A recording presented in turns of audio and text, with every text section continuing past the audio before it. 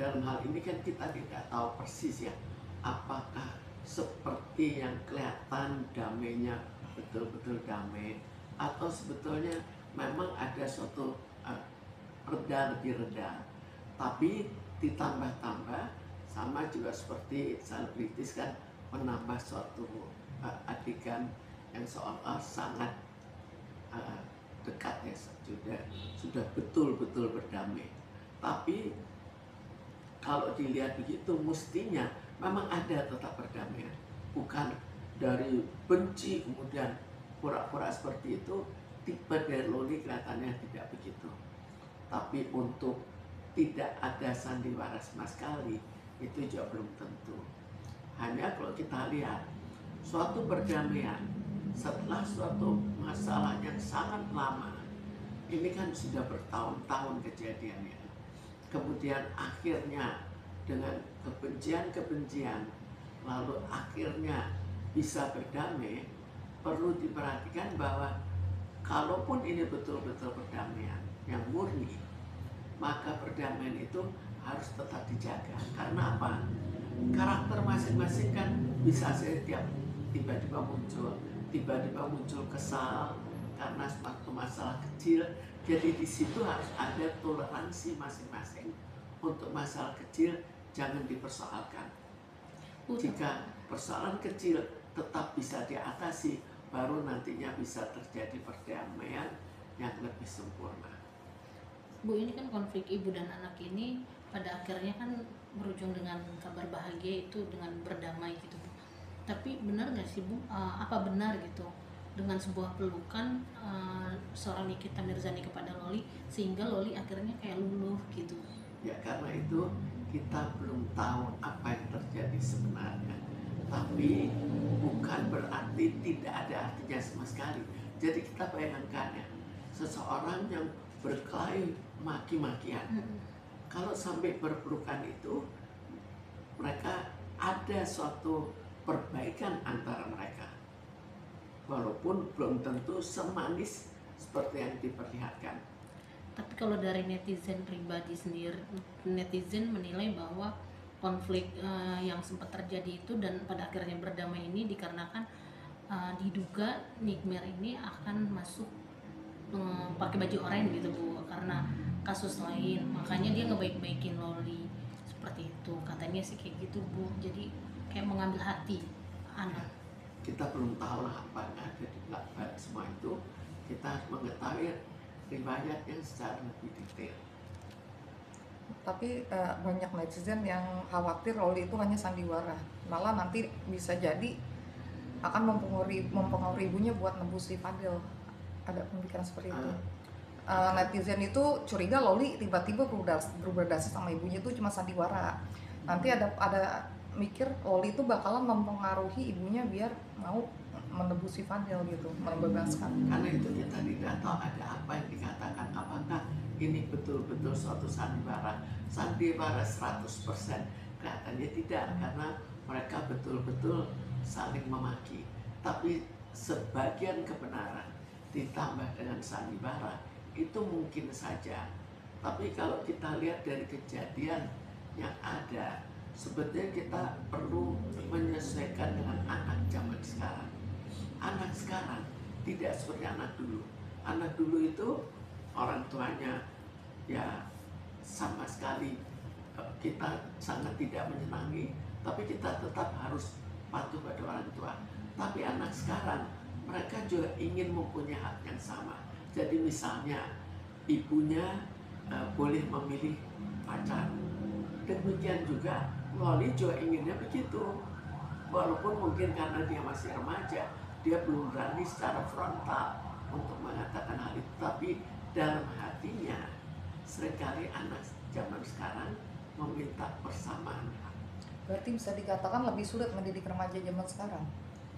Jelas lebih sulit, bukan remajanya, dari kecilnya memang, bukan akhirnya karena remajanya atau karena apa, karena situasi yang terjadi, bahwa orang tuanya kurang waktu, bahwa di rumahnya juga tidak dididik oleh orang-orang dengan penuh kasih sayang.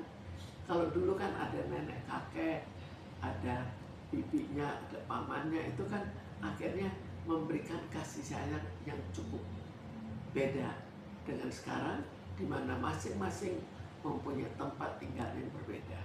Bu, sikap sama perilaku Loli yang kita udah ketahui kan meledak-meledak nih Bu. Sempat dia dimasukin ke pondokan. Apa itu yang membuat Loli berubah hingga akhirnya berdamai dengan orang tua? Karena itu kita tidak tahu apakah diajarkan untuk lebih berdamai, supaya apakah dia cinta pada Fadel dan diberitahukan demi untuk Fadel, kita juga tidak tahu kan. Karena sandiwara di balik ini kan mungkin saja terjadi.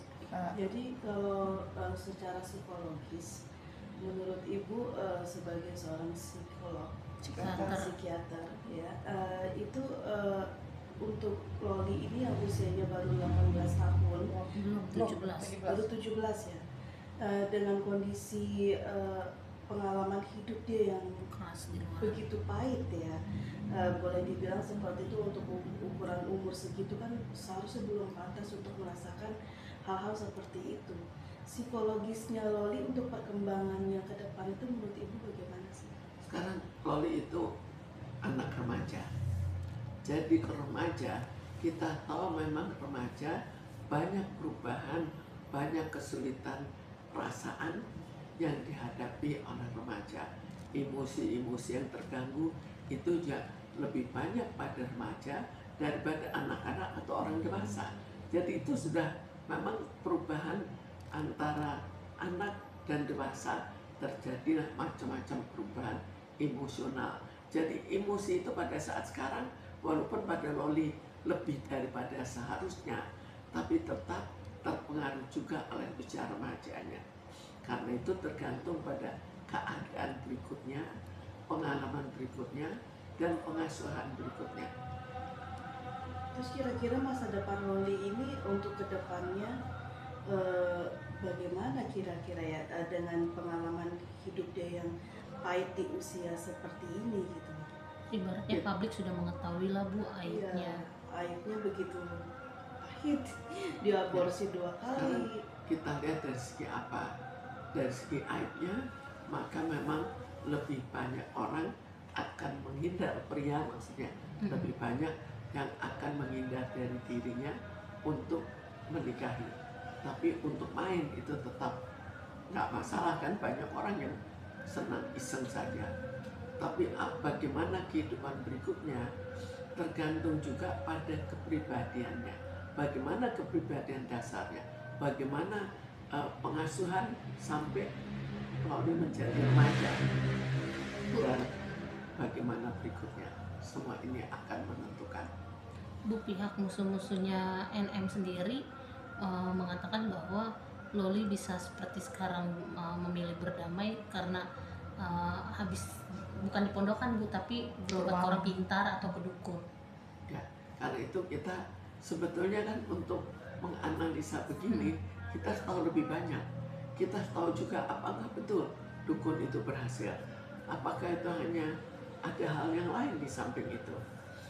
Apakah tidak bisa diperlihatkan dukunnya, apakah betul dukun itu teknik apa yang dilakukan. Jadi kita tidak bisa begitu saja menganalisa tanpa melihat secara lebih detail. Kalau untuk emosi Loli yang meledak-ledak ini, kira-kira dia ada penyakit kejiwaan nggak, terganggu gitu, seperti semacam bipolar atau apa? Sebetulnya kalau untuk penyakit sampai ke penyakit jiwa, kesannya tidak, tapi jelas sangat emosional, dan hal-hal yang sangat emosional ini bisa juga terjadi pada remaja siapa saja yang sedang cinta buta pada seseorang dan akhirnya terganggu. Ibu ada saran nggak sih untuk orang tua yang memiliki anak remaja yang saat ini susah diatur? Terutama untuk anak perempuan ya Bu. Sekarang sebetulnya harusnya dilakukan sejak anak itu kecil, bagaimana komunikasi dengan orang tuanya supaya bisa diajak berdiskusi, dibiasakan untuk berdiskusi. Jadi bisa diajak berbicara. Lain daripada anak-anak sekarang, kebanyakan juga jauh dari orang tuanya, akhirnya berdiskusi dengan kawan, dan apalagi kalau kebetulan ada kawan yang memakai narkoba, diajak untuk menyalahgunakan narkoba. Jadi itulah yang terjadi saat ini, tidak 100% tapi pada sebagian remaja sekarang. Bu, dari kasus atau orang-orang yang konsul ke Ibu, ada Ibu pernah nggak sih menangani kasus seperti ini, dilemanya seorang Loli? Jadi kalau dulu, ini kan kejadian-kejadian belakangan, sampai pada tiap kali ke pengadilan, itu kan baru belakangan. Dulu kan tidak demikian. Jadi ini suatu kenyataan yang baru lah, yang baru kita hadapi. Apa-apa sebentar pengadilan, apa-apa sebentar pengadilan. Tapi sekarang bisa dikatakan lebih rumit persoalannya karena sedikit pengadilan dan sudah tidak bisa diselesaikan secara internal, Bu. Memang akhirnya jadi lebih rumit. Hubungan antara orang tua dan anak sekarang juga lebih rumit ya. Bu, dengan perbaikan seperti ini, memungkinkan nggak sih Bu akan terjadi konflik yang serupa gitu? Pertikaian anak dan orang tua. Mungkin saja ini kebetulan secara kritis terekspos. Tapi ini tidak terekspos bagaimana? Kita bayangkan sampai anak dengan orang tua bisa saling membunuh, itu apa nggak lebih lagi?